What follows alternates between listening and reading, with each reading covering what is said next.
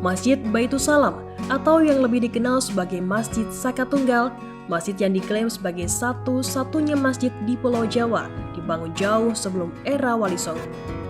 Tiba di Masjid Saka Tunggal, Tribuners akan menjumpai sekumpulan kera yang kerap berkeliaran di sekitar wilayah masjid. Suasana sekitar masjid begitu kental nuansa pedesaan, termasuk tempat wudhunya yang bernuansa zaman dahulu meski sudah dilapisi oleh tembok. Masjid Saka Tunggal kerap dikaitkan dengan tokoh penyebar Islam di Cikakak bernama Mbah Mustolih yang hidup saat Kesultanan Mataram kuno. Maka tidak heran bila unsur kejawen masih sangat melekat. Dalam syiar Islam yang dilakukan, Mbah Mustolih menjadikan Cikakak sebagai tempat ditandai pembangunan masjid dengan tiang tunggal Masjid Saka Tunggal. Tiang penyangga utama ini berada di tengah bangunan utama masjid. 4 sayap yang menempel di saka tersebut melambangkan papat kiblat 5 pancar atau 4 mata angin dan 1 pusat.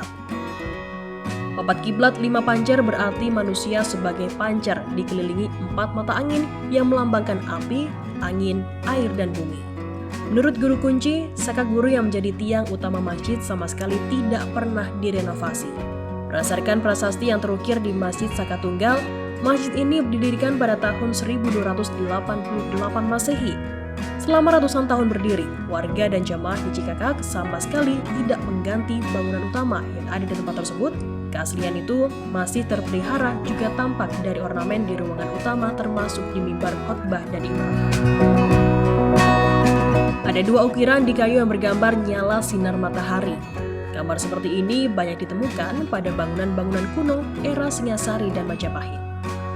Hal unik lainnya, sampai saat ini Masjid Saka Tunggal tidak menggunakan pengeras suara. Meski demikian, suara azan yang dilantunkan tetap terdengar begitu lantang dan merdu dari masjid ini.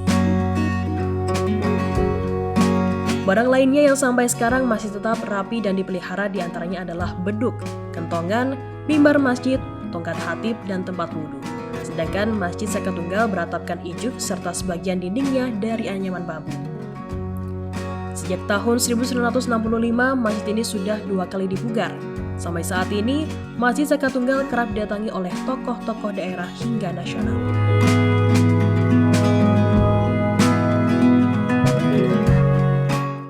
Terima kasih sudah nonton. Jangan lupa like, subscribe, dan share ya.